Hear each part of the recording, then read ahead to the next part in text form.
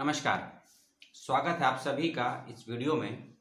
और आज आपको मेरे चैनल पर पता चलेंगे इतिहास से संबंधित कुछ विषयों की बुकें यानी कि पुस्तकें।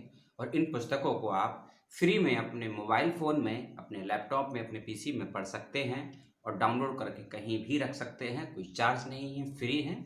वेबसाइट्स की ही ये बुकें हैं, कुछ विश्वविद्यालयों की वेबसाइट्स की, कुछ रेगुलर बुकें हैं, कुछ डिस्टेंस की बुकें हैं और कुछ एसएल की बुकें हैं। तो आप सभी इस वीडियो को देखिएगा। यदि आप इतिहास से बीए, इतिहास से एमए या इतिहास से एमफिल या पीएचडी कर रहे हैं या इतिहास के शिक्षक हैं तो ये पुस्तकें आपके बहुत काम की होंगी। सभी किताबों के नाम, उन किताबों में क्या क्या है, आपकी आवश्यकताओं के अनुसार आपको जो पुस्तक ठीक लगे उसको डाउनलोड करके रख लीजिएगा। भविष्य में आपके काम आएंगी। और कोई सलाह मशवरा हो मेरे लिए तो कमेंट करके ज़रूर बताइएगा। फिर से मैं कह दूं, ये किताबें फ्री हैं। आप वेबसाइट से भी डाउनलोड कर सकते हैं, जो लिंक मैंने दिए हैं वहाँ से भी डाउनलोड कर सकते हैं। और जब आप इन विश्वविद्यालयों की वेबसाइट पर जाएंगे तो आपको बहुत से विषयों की किताबें भी डाउनलोड करने को मिलेंगी। आप उसको भी थोड़ा सा मेहनत करेंगे, आपको पता लग जाएगा। आज का विषय क्योंकि इतिहास को लेकर था, इसलिए मैंने इतिहास की कुछ सिलेक्टेड किताबों को रखा है आपके लिए। और लगभग 7-8 किताबों के विषय में आपको बताऊंगा। लेकिन जैसा कि मैंने कहा कि थोड़ी सी मेहनत करेंगे तो आपको इतिहास के और अलग जो डायमेंशन होते हैं, जो पेपर्स होते हैं, उसके विषय में भी आपको किताबें मिल जाएंगी। तो हम पहली किताब की बात करते हैं। और ये जो मैं आपको किताबें बताऊंगा ये है प्री हिस्ट्री यानी कि जो प्रागैतिहासिक काल होता है उससे संबंधित हैं। और उसके बाद जो प्राचीन भारतीय इतिहास होता है उससे संबंधित हैं। प्राचीन भारत की जो संस्कृति, कला, इतिहास रहा है उससे संबंधित हैं। मध्यकालीन पूरा इतिहास रहा है उससे संबंधित है। प्राचीन एवं मध्यकाल एवं आधुनिक काल की जो धार्मिक व्यवस्थाएं थीं, राजनैतिक व्यवस्थाएं थी, सामाजिक व्यवस्थाएं थी, उसको लेकर भी आज बुक आप देख सकते हैं। और साथ साथ प्रथम और दूसरा विश्व युद्ध जो चला था, दुनिया में सबने देखा था, उसके क्या कारण, क्या परिणाम और उस समय की क्या परिस्थितियां थीं राजनैतिक, सामाजिक, और क्या समाज में परिवर्तन हुआ, उनके परिणाम क्या क्या रहे वैश्विक स्तर पर, उससे संबंधित बुक्स की भी आज हम चर्चा करेंगे। और ये पुस्तक यदि पसंद आती हैं आप डाउनलोड कर लीजिएगा। वेबसाइट को कोई पे नहीं करना है, मुझको भी कोई पे नहीं करना है। सभी किताबों के लिंक डिस्क्रिप्शन बॉक्स में दे दिए गए हैं। अब वहाँ से जाइएगा, बुक को डाउनलोड कर लीजिए। पहली किताब है आपकी प्री हिस्ट्री को लेकर है, जिसमें आपको प्राचीन भारतीय इतिहास के स्रोत के संबंध में जानकारी मिलेगी। और ये स्रोत संस्कृति और धार्मिक भी हो सकते हैं, सभ्यता के पॉइंट ऑफ व्यू से हो सकते हैं, जैसे हम हड़प्पा सभ्यता कहते हैं या कांस्य युगीन सभ्यता कहते हैं। इसी पुस्तक में आपको पूर्व वैदिक अवस्था, जिसमें ऋग्वेद और आर्यों का आगमन लगभग 1500 से लेकर 1000 ईसा पूर्व का इतिहास भी इन किताबों में मिलेगा। और इसी किताब का एक चैप्टर है उत्तर वैदिक राज्य व्यवस्था और वर्ण व्यवस्था, उसको लेकर भी आपको जानकारी मिलेगी। मगध जो साम्राज्य हुआ था उसका क्या पूरा राजनीतिक, सामाजिक और धार्मिक महत्व था, उसको लेकर भी बुक्स में जिक्र है। 16 जनपदों का इसमें जिक्र होगा। और मगध का उदय, उसके बाद फिर मौर्य साम्राज्य, शुंग वंश, सातवाहन, कुषाण युग, गुप्त काल और फिर गुप्त काल के बाद का इतिहास। और उसके बाद फिर आपका हर्षवर्धन जिसे बोलते हैं उसका साम्राज्य, चेल चोल साम्राज्य, राजपूत युग, राजपूतों की नीतियां और दक्षिण में राजपूत नीति और दक्षिण में धर्म के विषय में यह एक पुस्तक है। अगली पुस्तक आपको मिलेगी जिसका संबंध है खासकर दिल्ली सल्तनत से। दिल्ली सल्तनत में मध्यकालीन भारतीय इतिहास की जानकारी दूसरी पुस्तक में। उसी पुस्तक में आपको भारत में तुर्क राज्य की स्थापना, इल्तुतमिश, रजिया सुल्तान, बलबन, अलाउद्दीन खिलजी, इसके विषय में। साथ ही साथ उसी पुस्तक में आपको दिल्ली सल्तनत पार्ट 2 के विषय में जानकारी मिलेगी, जिसमें मोहम्मद बिन तुगलक, फिरोज शाह तुगलक, विजयनगर और बहमनी साम्राज्य, दिल्ली सल्तनत की सामाजिक और आर्थिक व्यवस्थाएं और दिल्ली सल्तनत कालीन मध्यकाल में जो वहाँ की एडमिनिस्ट्रेटिव यानी कि प्रशासनिक व्यवस्थाएं थी उसको लेकर भी आपको जिक्र मिलेगा। फिर उसके बाद उसी पुस्तक में आपको, दूसरी पुस्तक में आपको मुगल काल पार्ट 1, मुगल काल पार्ट 2। पार्ट 1 में आपको बाबर, हुमायूं, शेरशाह सूरी और अकबर के विषय पता लगेगा। और मुगल काल पार्ट 2 में आपको मुगल दरबार और खासकर स्त्रियों को लेकर क्या दृष्टिकोण था मुगल दरबार, मुगल वंश में, उसको लेकर भी जानकारी मिलेगी। शाहजहां, औरंगजेब की धार्मिक नीति या शिवाजी औरंगजेब के बीच में जो मनभेद रहा था राजनीतिक रूप से, उसको लेकर इतिहास में क्या जिक्र है, खासकर मध्यकालीन भारत के इतिहास में, उसको पढ़ने समझने को मिलेगा। मुगल काल का पतन और मुगल कालीन व्यवस्थाएं, खासकर कृषि संबंधी व्यवस्थाएं, मनसबदारी व्यवस्थाएं, मुगल कालीन प्रशासनिक व्यवस्थाएं, मुगल काल की विदेश नीति और मुगल काल की जनता की सामाजिक स्थिति, इसको लेकर आपको दूसरी बुक में चर्चा मिलेगी। एक पुस्तक इसमें धर्मों से संबंधित है, यानी कि धर्म, अहिंसा और शांति, क्योंकि अकबर की भी धार्मिक नीति पढ़ी हमने, भगवान बुद्ध का धर्म भी, भगवान बुद्ध का हमने धम्म भी पढ़ा समझा, और जैनिज्म भी हमने पढ़ा, इस्लाम भी हमने पढ़ा अच्छे से, हिंदुज़म भी पढ़ा, हिंदू धर्म है या संप्रदाय या पंथ है, इसको लेकर क्या क्या धारणाएं रही हैं, और ये कोई धर्म क्या किसी धर्म के माध्यम से किसी अहिंसक समाज की या शांति प्रिय समाज की स्थापना हो सकती है या नहीं, इसको लेकर मैं अलग से बुक ढूंढ कर लाया हूँ। इस बुक में जो जो टॉपिक्स हैं उसको सुन लीजिए। यहूदी धर्म ग्रंथ और अहिंसा नीति और शांति। यहूदी, जिसे हम जूस के कभी हिस्ट्री पढ़ेंगे, कभी इस्लाम का आपने हिस्ट्री पढ़ा हो या फिर क्रिश्चियनिटी का कैसे जन्म हुआ, तो उसका संबंध यहूदियों से है। ईसाई धर्म ग्रंथ और उनकी अहिंसा नीति, फिर है इस्लाम धर्म ग्रंथ, और उसके बाद है इस्लाम धर्म के प्रमुख कुछ आचार्य या जिसे कह लीजिए तीर्थंकर कह लीजिए या फिर विचारक कह लीजिए या गुरु कह लीजिए, उनके विषय में संत अगस्टोन, संत थॉमस एल्विस, Leo Tolstoy, Karl Marx, Henry David Thoreau और मार्टिन लूथर किंग जूनियर, इन सब विचारकों को भी आप पढ़ेंगे इस अहिंसा धर्म शांति वाली नीति के संदर्भ में। इस पुस्तक को भी जरूर डाउनलोड कीजिएगा। एक पुस्तक आपके लिए है जिसमें आप खासकर आफ्टर 17.5 सेंचुरी के विषय में पढ़ेंगे, 1750, यानी कि जो पानीपत की तीसरी युद्ध होता है जिसे 1761 में आप सभी जानते हैं, वहां से लेकर आप पढ़ेंगे मराठा और अंग्रेजों का जो संघर्ष होता है, उसको लेकर एक बुक आपके लिए लेकर आया हूं। उसमें 4 चैप्टर हैं। एक चैप्टर है पानीपत का तीसरा युग, उसके कारण और परिणाम, मराठा साम्राज्य का स्थापना कैसे होती है, वो कैसे पनपता है, कैसे उसकी नींव पड़ती है, और फिर अगला मराठा संघर्ष, अगला यानी कि अंग्रेज, अगला मराठा संघर्ष, मराठों की असफलता के कारण इस पुस्तक में पढ़ेंगे। फिर इसी पुस्तक के सेकंड पार्ट में, जिसमें पानीपत का युद्ध से स्टार्ट होता है, आप बंगाल में ब्रिटिश सत्ता की स्थापना, प्रशासनिक बदलाव, मैसूर का ब्रिटिश सत्ता एवं संघर्ष, और ब्रिटिश साम्राज्य में कैसे उसका विलय, उसको विलीन कर लिया गया, कैसे मिला लिया गया नीति से, अनीति से या किसी भी तरीके से, उसको आप पढ़ेंगे।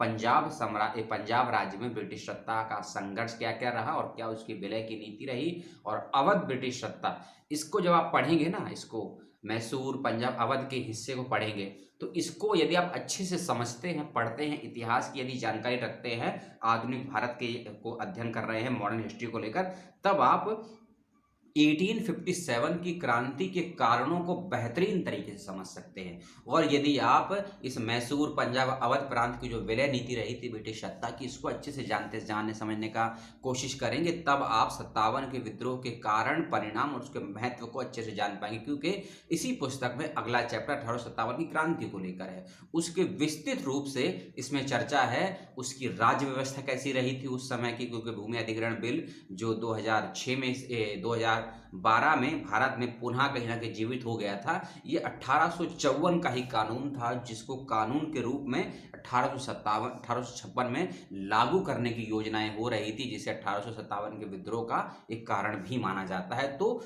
क्या थी भू राजस्व की व्यवस्था, वहां की राजनीतिक परिस्थितियां क्या थी, उसके विषय में पढ़ेंगे इस पुस्तक में। और इसी पुस्तक में आप भारतीय नेशनलिटी, भारतीय राष्ट्रीयता के विषय पढ़ेंगे उस समय के अनुसार, आज के समय के अनुसार नहीं, उस समय के अनुसार 1857 के आसपास ब्रिटिश सत्ता की आर्थिक नीतियों के संदर्भ में, और भारत में जो मूवमेंट चल रहा था स्वतंत्रता आंदोलन, उसके संदर्भ में क्या थी राष्ट्रीयता, उस विषय में आप पढ़ेंगे। फिर उदारवादी राष्ट्रवाद, उग्रवादी राष्ट्रवाद, भारत सरकार के जो अलग अलग अधिनियम कानून आए थे ब्रिटिश कानून के संरक्षण में होते हुए, 1909 का हो, 1909, 1919 और 1935 का गवर्नमेंट ऑफ इंडिया एक्ट, इसके विषय में आपको जानकारी पढ़ने को मिलेगी इस पुस्तक में।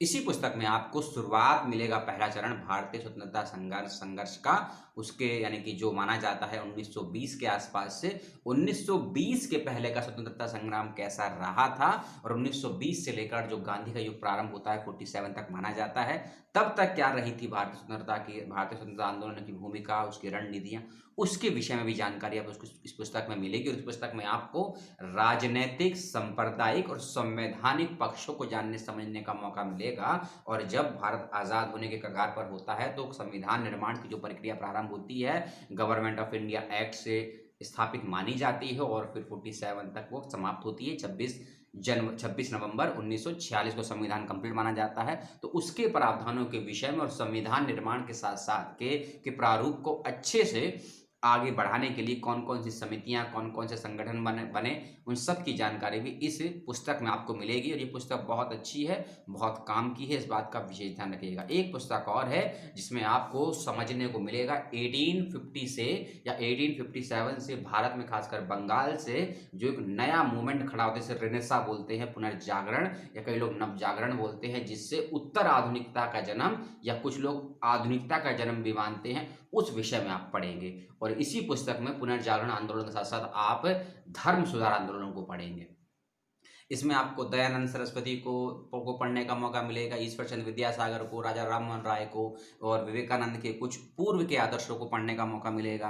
प्रार्थना समाज, ब्रह्म समाज, आर्य समाज, महिलाओं के उत्थान के लिए सती विरोधी कानून पास किया गया तो उसको वापस लिया गया, उसको लेकर भी समझने का मौका इस पुस्तक में आपको मिलेगा पुनर्जागरण मूवमेंट में। और साथ ही साथ इसी पुस्तक में आपको भारत से बाहर के कुछ विषयों के विषय में पता लगेगा, जैसे औद्योगिक क्रांति, फ्रांस की राज्य क्रांति, नेपोलियन बोनापार्ट और वियना सम्मेलन और यूरोप की संयुक्त व्यवस्थाएं। क्योंकि जब हम समझते हैं कि आज के परिप्रेक्ष्य में या कहें कि लगभग 1945 वर्ल्ड वॉर सेकेंड के समाप्त होने के बाद किस व्यवस्था का जन्म हुआ है वैश्विक स्तर पर, जो राजनीति को, अर्थव्यवस्था को और प्रशासनिक व्यवस्थाओं को नियंत्रित करती है। और एक वैश्विक स्तर पर यदि हम एक सरकार का गठन करते हैं, एक राजनीतिक प्रणाली का गठन करते हैं वैश्विक परिप्रेक्ष्य में, जिसमें हर देश की प्रतिनिधित्वता उसमें शामिल हो, तो उस स्तर पर संयुक्त राजनीति या संयुक्त सरकार वैश्विक स्तर पर कैसी हो सकती है, उसकी जानकारी इस पुस्तक में आपको पढ़ने को मिलेगी।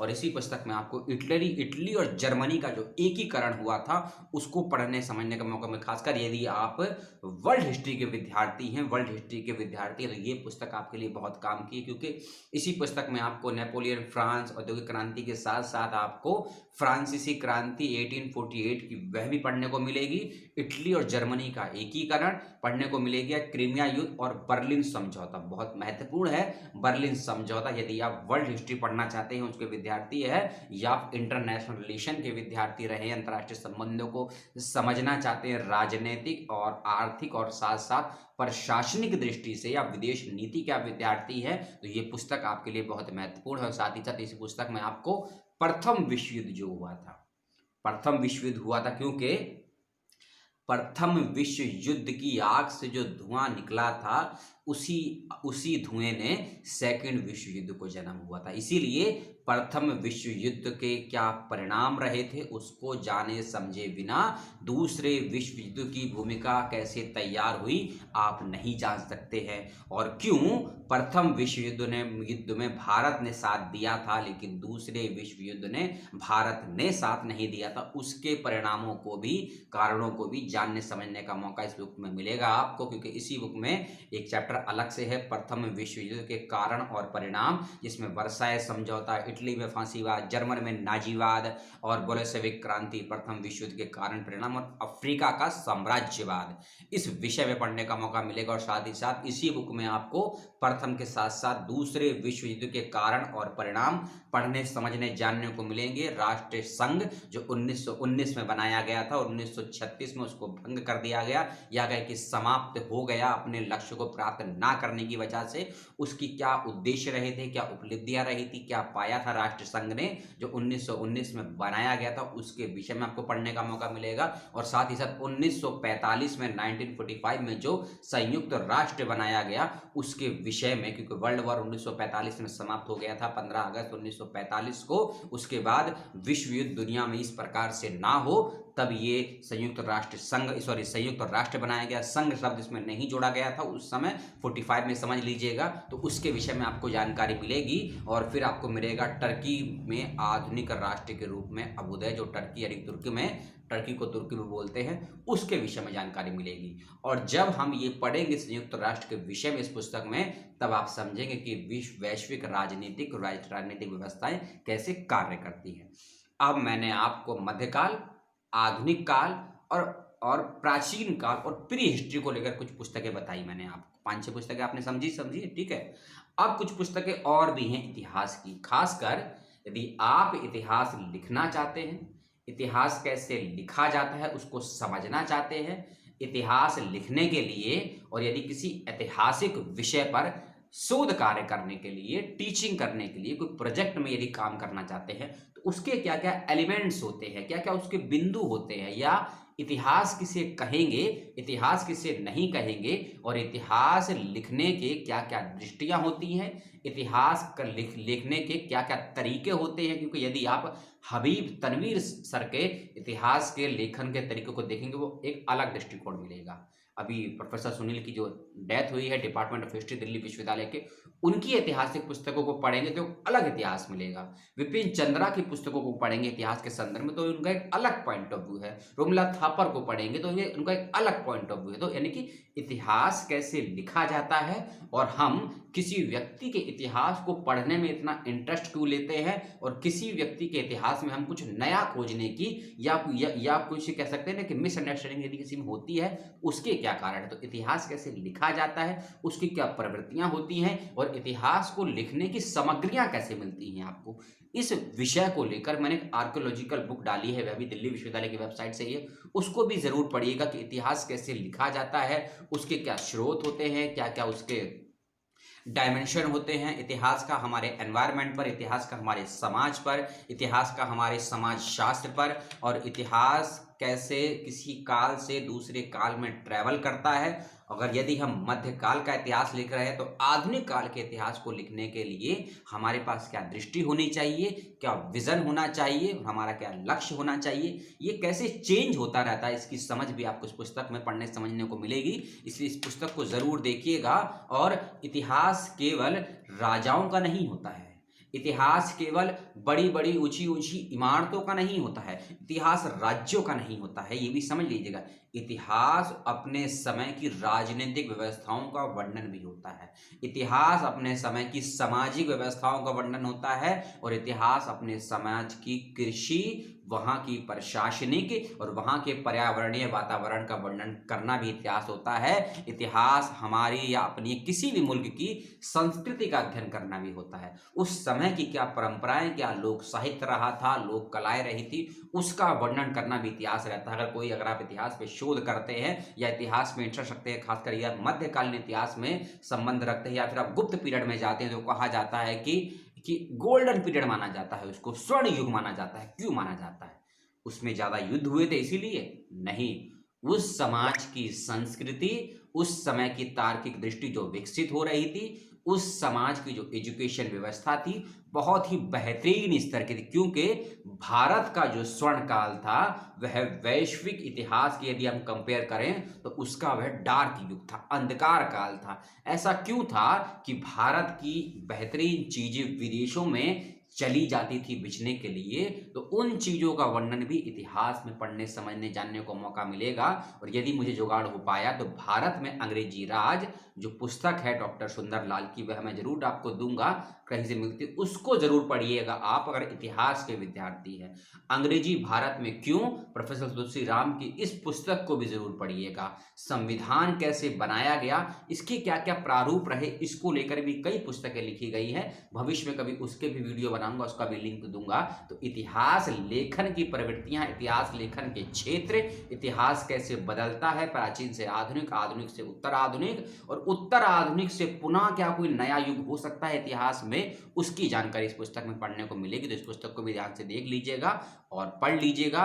और हमारी कलाएं क्या रही हैं, हमारी स्थापत्य कला क्या रही है, हमारी भाषा क्या रही है, हमारी लिपि क्या रही है, गंधार लिपि क्या थी, या फिर उस समय के जो विश्वविद्यालय रहे थे, क्या तक्षशिला थे, क्या नालंदा थे, क्या विक्रमशिला थे, क्या पाटलिपुत्र थे, क्या ऐसी शिक्षा व्यवस्था होने के बावजूद हमारा इतिहास आज क्या है, इसकी भी जानकारी कुछ पुस्तकों में मिलेगी आपको। और साथ ही साथ मैंने इग्नू का लिंक दिया है आपको।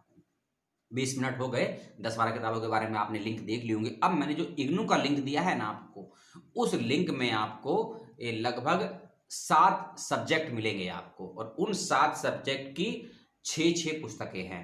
7 सब्जेक्ट मिलेंगे इग्नू के लिंक वाले में, 7 लिंक, एक लिंक है, उस लिंक को ओपन करेंगे तो 7 किताबों की सूची खुलेगी, और एक किताब को जब आप ओपन करेंगे तो उसके 6 यूनिट मिलेंगे, 6 पार्ट मिलेंगे। बहुत महत्वपूर्ण वो लिंक है और वह भी फ्री है। PDF में है। और एक चीज़ मैं बता दूं कि जितनी भी किताबें मैंने बताई आपको, ये सभी हिंदी मीडियम में है। इंग्लिश मीडियम में यदि किसी को चाहिए तो अपना ईमेल आईडी और फ़ोन नंबर दीजिएगा, मैं लिंक दे दूंगा आपको, डाउनलोड आप कर लीजिएगा। और जो ये इग्नू की किताबें हैं, ये PDF फॉर्म से पहले आपको ZIP कोड में मिलेंगी, ZIP, उसको आपको खोलना पड़ेगा, ओपन करना पड़ेगा, कन्वर्टर से हो जाती है, इंपोर्ट हो जाती है। अगर दिक्कत फिर भी आती है तो कमेंट करके बताइएगा, आपको उसकी कॉपी भेज दी जाएगी या कैसे डाउनलोड करनी है वह आपको बता दिया जाएगा। तो इग्नू वाले लिंक में आपको आधुनिक भारत 57 से 1857 से 1964 के बीच में, प्राचीन काल का इतिहास 8वीं सदी से, और फिर प्राचीन भारत का है इतिहास 8वीं से लेकर 15वां सदी से, और फिर 16 से 18वीं सदी का मध्यकालीन, 18 से 19वीं शताब्दी का मध्यकालीन, चीन और जापान का इतिहास 1840 से लेकर 1949, और आधुनिक यूरोप मध्य 18वीं यानी 18वीं शताब्दी 1750 के आसपास से लेकर 1950 के आसपास का, इसको लेकर 7 लिंक हैं। इग्नू के लिंक में ये सारी किताबें मिलेंगी आपको। तो 7 किताबें, ये 9 किताबें जो मैंने बताई, और इन 7 किताबों के 56 भागों के 42 पार्ट में है ये 7 किताबें। 9 किताबें मैंने डिटेल में समझाई, तो लगभग 30-35 किताबें हैं। तो इतिहास से यदि आप BA कर रहे हैं, इतिहास से MA कर रहे हैं, MPhil PhD कर रहे हैं, चाहे भारत का इतिहास कर रहे हों, भारत में भी प्राचीन, मध्य, आधुनिक, उत्तर आधुनिक, या वैश्विक स्तर पर कुछ काम करना चाहते हैं, इन पुस्तकों से आपकी अच्छी से पढ़ाई हो सकती है। और पुस्तकों का वीडियो मैंने इसीलिए दिया क्योंकि लॉकडाउन है, विश्वविद्यालय बंद कर रखे हैं, स्टूडेंट चाहते नहीं है विश्वविद्यालय खुले, टीचर खोलना नहीं चाहते हैं, सब ऑनलाइन में बिजी है, सब तकनीक से पढ़ना चाहते हैं। तो भैया आप भी तकनीक से पढ़ लीजिए, तकनीक से ही मिलेगी नौकरी, तकनीक से ही मिलेगी डिग्रियां, और तकनीक से ही आप भी अपने ज्ञान को पी लीजिएगा, ज्ञानी बाबा बन जाइएगा। ठीक है, अपना ध्यान रखिए, अपनों का ध्यान रखिए, इन किताबों को करिए डाउनलोड, कोई समस्या हो तो सवाल करिए, जो इन्फॉर्मेशन दी वह मुझे बताइए। एक हमारे मित्र को इतिहास की पुस्तकें चाहिए थी, उनको हमने कहा था कि 16 या 18 तारीख को आपको किताबें मिल जाएंगी, लेकिन नहीं वीडियो दे पाए, तकनीकी कारणों से नहीं, कई कामों में व्यस्त था, परेशान भी था, तबीयत थोड़ी खराब हो गई थी, तो उनसे मैं क्षमा प्रार्थी हूँ कि उनको 16 या 18 किताबें नहीं मिल पाई। आपके सभी किताबें इसमें होंगी, अपने सिलेबस के अकॉर्डिंग, पाठ्यक्रम के अकॉर्डिंग, पेपर्स के अकॉर्डिंग इन किताबों को सेव करके रखिए। फ़ोन में पढ़िए, लैपटॉप में पढ़िए, डिवाइस में पढ़िए, मोबाइल के अच्छे से अच्छा यूज़ करिए, किताबों को पढ़िए। पढ़ेंगे तो विचार बनेगा, विचार बनेगा तो विज़न क्लियर होगा, यदि विज़न क्लियर होगा आपका तो आप अपने लक्ष्य से कभी नहीं भटक पाएंगे। लक्ष्य से वही भटकता है जो अपने विज़न को परिवर्तित करता रहता है। हो सकता है फर्स्ट ईयर में आपका विज़न होगा मुझे सिविल सर्विसेज करना है, फर्स्ट ईयर पास हो गया, सेकंड में आया नहीं, चलो यार मास्टर्स कर लेंगे, थर्ड ईयर पास क्या सोचा नहीं, अब मास्टर नहीं करेंगे, अब BEd कर लेंगे। तो जिसका विजन परिवर्तित होता है उसका मतलब है कि उस व्यक्ति का अध्ययन पूरा नहीं है। अध्ययन यही तो अध्ययन सही डायरेक्शन में नहीं है, और सही डायरेक्शन में इसलिए नहीं होता है कि हम सही समय पर सही पुस्तकों का और सही व्यक्तियों का और सही शिक्षकों का चयन नहीं कर पाते हैं। और सबसे बेहतरीन शिक्षक आपकी किताबें हो सकती हैं, आपकी पुस्तकें हो सकती हैं, और ये किताबें यदि आपको फ्री में कहीं से मिलती है तो डाउनलोड करिए, शेयर करिए, सवाल जवाब कीजिए और अपने ज्ञान में बढ़ोतरी कीजिए। बहुत बहुत धन्यवाद 25 मिनट देने के लिए, आप सभी का धन्यवाद।